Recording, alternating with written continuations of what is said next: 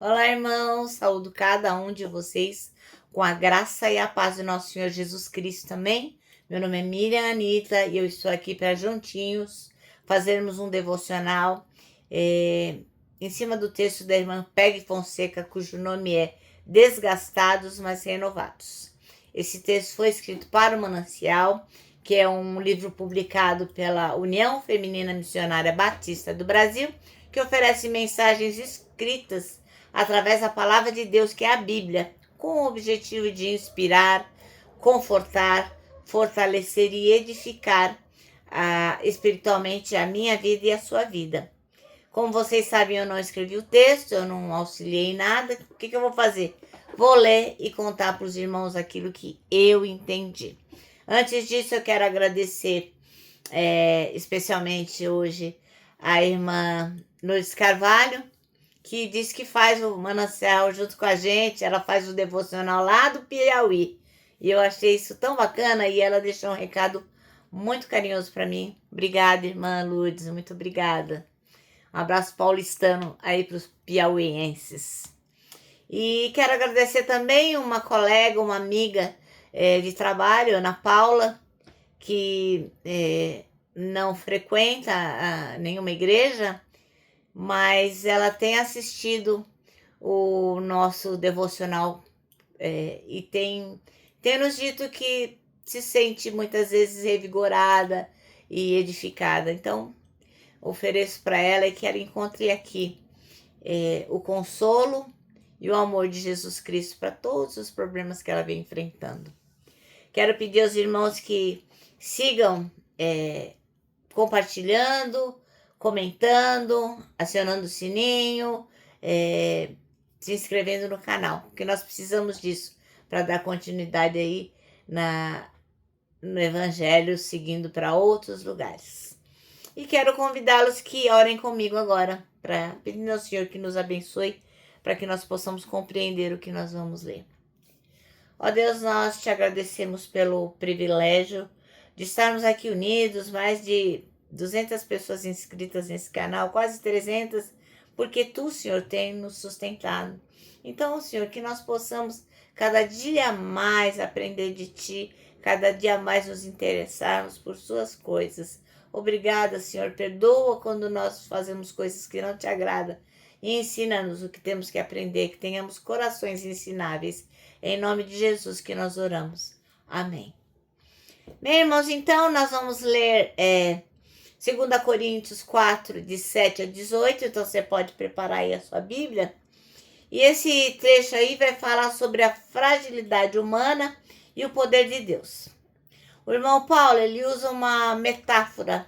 Ele usa como ilustração da nossa fragilidade um vaso de barro, para mostrar que, apesar de a gente ser bem frágil, a gente carrega dentro de nós um tesouro precioso, que é a mensagem do Evangelho. E o irmão Paulo vai destacar também que, mesmo enfrentando dificuldades, perseguições, sofrimentos, a gente não é destruído, pois Deus nos fortalece. Além disso, o irmão Paulo também vai reforçar a esperança na vida eterna, lembrando que os sofrimentos do presente são todos passageiros. E nós temos que nos lembrar que, comparado à glória futura, nossa, é totalmente suportável. Então é isso, irmão. Vamos ler 2 Coríntios 4, de 7 a 18. E diz assim, ó: nos quais o Deus desse século cegou os entendimentos dos incrédulos, para que lhes não resplandeça a luz do Evangelho da glória de Cristo, que é a imagem de Deus. Porque não nos pregamos a nós mesmos, mas a Cristo Jesus, o Senhor. E nós mesmos somos vossos servos pelo amor de Jesus. Porque Deus, que disse que das trevas resplandecesse a luz, é quem resplandeceu em nossos corações para a iluminação do conhecimento da glória de Deus, na face de Jesus Cristo. Temos, porém, esse tesouro em vasos de barro, para que a excelência do poder seja de Deus e não de nós. Em tudo somos atribulados, mas não angustiados, perplexos, mas não desanimados, perseguidos, mas não desamparados, abatidos, mas não destruídos, trazendo sempre por toda parte a mortificação do Senhor Jesus Cristo no corpo, para que a vida de Jesus se manifeste também no nosso corpo. E então, assim, nós que vivemos, estamos sempre entregues à morte por amor de Jesus, para que a vida de Jesus se manifeste também na nossa carne mortal, de maneira que em nós opera a morte, mas em vós a vida. E temos, portanto, o mesmo espírito de fé, como está escrito, cri, por isso falei. Nós cremos também, por isso também falamos, sabendo que o que ressuscitou o Senhor Jesus, nos ressuscitará também por Jesus e nos apresentará convosco. Porque tudo isso é por amor de vós, para que a graça, multiplicada por meio de muitos, faça abundar a ação de graças para a glória de Deus. Por isso não desfalecemos, mas ainda que o nosso homem exterior se corrompa, o interior, contudo, se renova de dia em dia, porque a nossa leve e momentânea tribulação produz para nós um peso eterno de glória, muito excelente, não atentando nós nas coisas que se veem, mas nas que não se veem, porque as que se veem são temporais e as que se não veem são eternas. Amém? Bom, irmãos, então o nosso texto chama-se Desgastados, mas Renovados. O versículo escolhido aqui, deixa eu virar minha perna, pela irmã Peg, é o 16, que diz: por isso não desanimamos, pelo contrário, mesmo que o nosso ser exterior se desgaste, o ser interior se renova dia a dia. Bom, quando a gente lê esse capítulo da Bíblia, a gente vê como que o irmão Paulo sofreu demais. Ele diz claramente que ele é atribulado, angustiado, perplexo, derrubado, e está entregue à morte.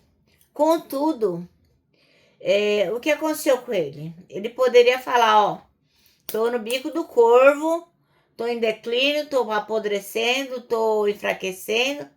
E ele não ia ser dramático se ele falasse isso, viu? Porque realmente a situação dele não estava nada boa. No entanto, entendeu ele que os sofrimentos que levavam à morte eram meramente um pequeno reflexo de seguir a Jesus. Então ele compreendia que tudo que ele estava passando perto da glória de seguir a Jesus, não era nada. E a irmã Peg Fonseca, ela faz uma analogia aqui, ela usa um exemplo com o qual eu não concordei muito e vou dizer por quê. Então ela diz o quê? Que na cidade de Florença, há a famosa estátua de Davi, o que é verdade. Ele está lá desde 1873 na Galeria da Academia, lá em Florença. E quem fez esse Davi foi o Michelangelo. Então, muitos de vocês conhecem a estátua do Davi do Michelangelo. Então, ela diz que o mármore branco, duro e frio, em que foi esculpida a estátua, tem uma aparência de pele de verdade. E esse efeito foi causado pelo depósito de pele de milhões de turistas que passaram em frente à estátua ao longo de 521 anos. Cada pessoa que passou por lá soltou pele morta. Por isso, formou-se uma camada de pele humana sobre o mármore, deixando a escultura mais realista. É como se a pele morta tivesse dado vida à estátua. Eu achei esse negócio nojento, né? Porque imagina um monte de pele morta. E não concordo, porque na verdade a estátua está preservada, ela está protegida, né? Da exposição do ar livre e da de se deteriorar. E também, logicamente, ela está num lugar que tem lá o controle da temperatura, da umidade. Não fica lá para todo mundo ficar passando a mão na estátua, nada disso. Mas é uma estátua realmente muito perfeita e tem uma anatomia bem detalhada e parece realmente que é humano, pela expressão, pela postura.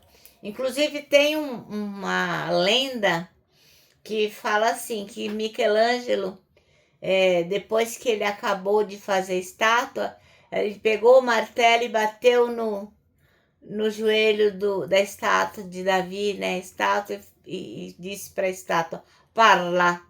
Quer dizer, era tão perfeito que ele estava dizendo para Davi falar. Então, realmente é uma estátua muito perfeita, mas não tem nada a ver com esse negócio de pele morta, que eu achei nojento, nada a ver. Milhões de turistas soltando pele ali, né? Eu discordo totalmente.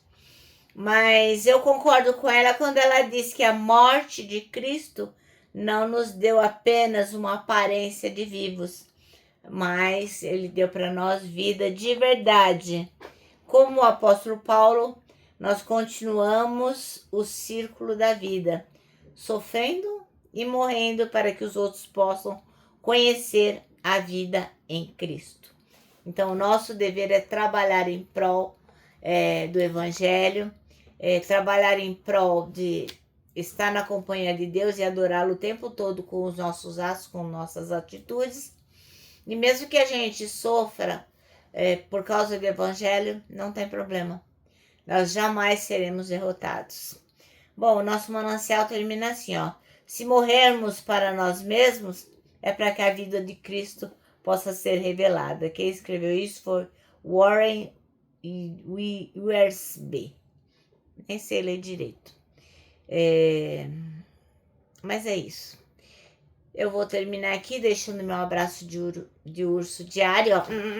Lembrando que nós temos um versículo para decorar esse ano. É o versículo 12 do Salmo 25, que diz assim, ó. Quem é o homem que teme ao Senhor? Ele o instruirá no caminho que deve seguir. Isso é tão fundamental, porque se a gente não tiver temor, Deus não vai nos mostrar para onde a gente deve ir. E quando a gente não sabe para onde vai, irmãos, qualquer direção serve. Bom, agora eu vou me despedir com a frase do A.W. Tozer, que diz o seguinte: tudo está errado até que Deus venha e conserte as coisas.